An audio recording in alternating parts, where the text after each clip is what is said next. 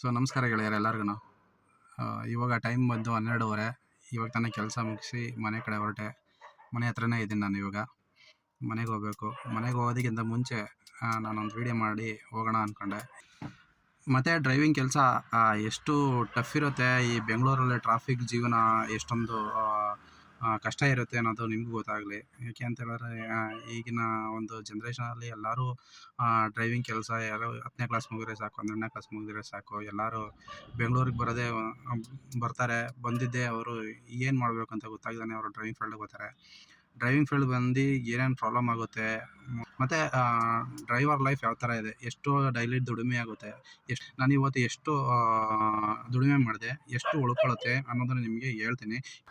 So ನಾನು ಇವತ್ತು ದುಡಿಮೆ ಎಷ್ಟಾಯಿತು ಅಂತ ಹೇಳಿದ್ರೆ ಟೋಟಲಿ ನನಗೆ 2,900 ರೂಪಾಯಿ ಡ್ಯೂಟಿ ಆಯಿತು.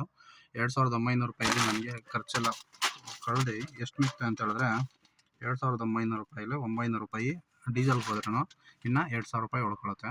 2,000 ರೂಪಾಯಿ ನನ್ನ ಇವತ್ತು ಸಂಪಾದನೆ. ಆ 2,000 ರೂಪಾಯಿ ಸಂಪಾದನೆಯಲ್ಲಿ ನನಗೆ ಏನಪ್ಪ ಅಂತ ಹೇಳಿದ್ರೆ ಬೆಳಿಗ್ಗೆ 12 ಗಂಟೆಗೆ ಹೋಗಿದ್ದೆ. ನಾನು 12 ಗಂಟೆಗೆ ಸ್ಟಾರ್ಟ್ ಮಾಡಿದ್ದು. 12 ಗಂಟೆಯಿಂದ ಆಲ್ಮೋಸ್ಟ್ ಇವಾಗ 12:30 ಆಯಿತು ಬಂತು.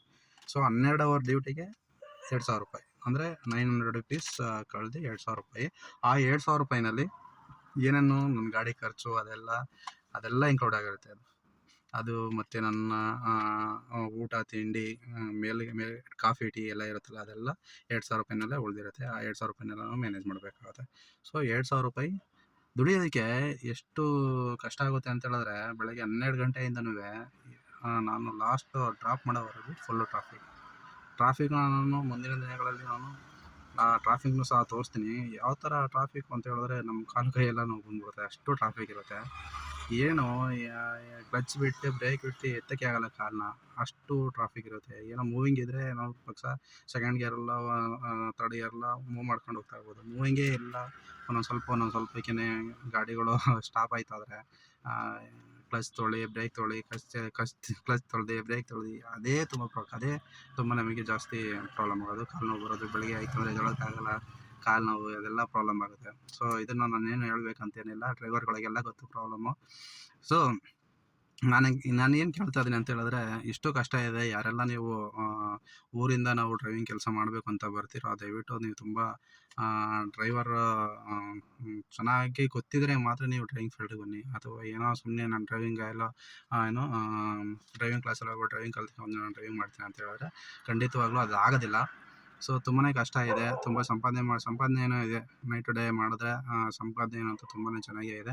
ಬಟ್ ಏನಂತ ಹೇಳಿದ್ರೆ ಈಗಿನ ಒಂದು ಆಧಾರಿತ ಕಂಪ್ನಿಗಳಿದ್ದಾವಲ್ಲ ಅವಂತೂ ತುಂಬಾ ಮೋಸ. ಏನಕ್ಕೆ ಅಂತ ಹೇಳಿದ್ರೆ ಇವಾಗ ನಾನು ಬೆಳಗ್ಗೆ ಒಂದು ಡ್ಯೂಟಿ ಹೋದೆ. ಇಲ್ಲಿಂದ ನಮ್ಮ ಮನೆಯಿಂದನೇ ಇದಕ್ಕೆ ಭಟ್ರಳ್ಳಿಗೆ ಡ್ಯೂಟಿ ಬಿತ್ತು. ಆಲ್ಮೋಸ್ಟ್ 40 ಕಿಲೋಮೀಟ್ರ್ ಇದೆ. 40 ಕಿಲೋಮೀಟ್ರಿಗೆ ಎಷ್ಟು ಕೊಟ್ಟಿರ್ಬೋದು ಹೇಳಿ ನನಗೆ?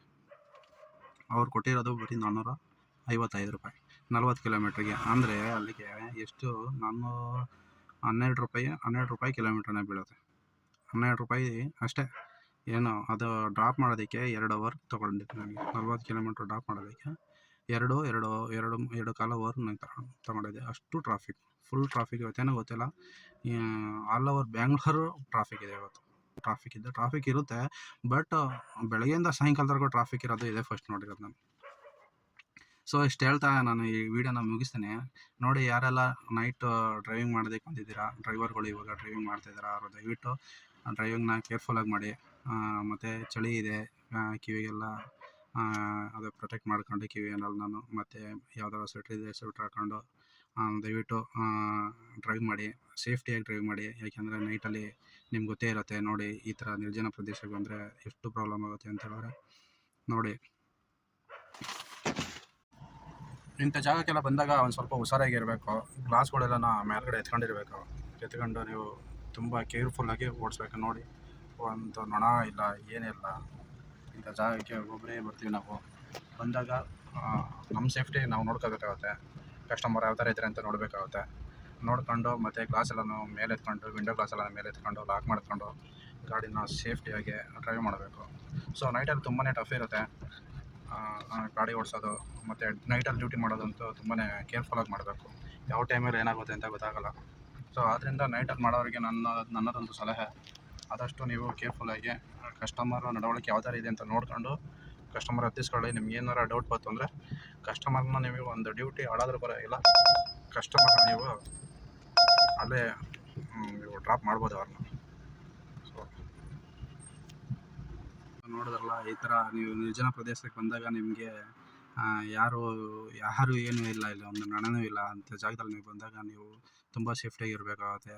ಆಮೇಲೆ ನಿಮ್ಮ ಗ್ಲಾಸ್ ವಿಂಡೋಗಳನ್ನ ಎತ್ಕೊಂಡು ನೀವು ಸೇಫ್ಟಿಯಾಗಿ ಡ್ರೈವ್ ಮಾಡಿ. ಮತ್ತು ನೈಟಲ್ಲಿ ನೀವು ಯಾರಾದರೂ ತೂಕಡಿಸ್ಕೊಂಡು ಡ್ರೈವಿಂಗ್ ಮಾಡ್ತಾಯಿದ್ರೆ ದಯವಿಟ್ಟು ತೂಕಡಿಸ್ಕೊಂಡು ಎಲ್ಲ ಡ್ರೈವ್ ಮಾಡೋಕ್ಕೆ ಹೋಗ್ಬೇಡಿ.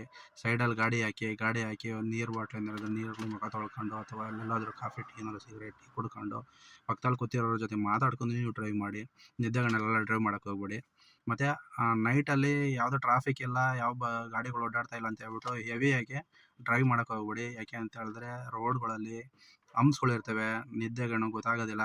ಸಡನ್ನಾಗಿ ನೀವು ಬ್ರೇಕ್ ಹಾಕಿದ್ರೆ ಅಲ್ಲಿ ಆಕ್ಸಿಡೆಂಟ್ ಆಗುತ್ತೆ. ಮತ್ತು ಹಂಪ್ಸ್ನ ಹತ್ತಿಸ್ಕೊಂಡು ಹೋದರೆ ನಿಮ್ಮ ಗಾಡಿಗೂ ವೇಟ್ ಆಗುತ್ತೆ, ನಿಮ್ಗೆ ವೇಟ್ ಆಗುತ್ತೆ, ಎಲ್ಲರಿಗೂ ಪ್ರಾಬ್ಲಮ್ ಇದೆ. ನೈಟಲ್ಲಿ ತುಂಬ ಎಚ್ಚರಿಕೆಯಿಂದ ನೀವು ಡ್ರೈವ್ ಮಾಡಿ ಅಂತ ಹೇಳ್ತಾ ನಾನು ಈ ವಿಡಿಯೋನ ಮುಗಿಸ್ತಾ ಇದ್ದೀನಿ. ನನ್ನ ಈ ಎಲ್ಲ ವಿಡಿಯೋಗಳಿಗೆ ನೀವೆಲ್ಲ ಪ್ರೋತ್ಸಾಹ ನೀಡಿ ಅಂತ ಕೇಳ್ಕೊಳ್ತಾ, ಲೈಕು ಮತ್ತು ಕಮೆಂಟು ಮತ್ತು ಶೇರ್ ಮಾಡಿ ಅಂತ ಕೇಳ್ಕೊಳ್ತಾ ನಾನು ಈ ವಿಡಿಯೋನ ಇಲ್ಲಿಗೆ ಮುಗಿಸ್ತಾ ಇದ್ದೀನಿ. ಜೈ ಚಾಲಕರೇ.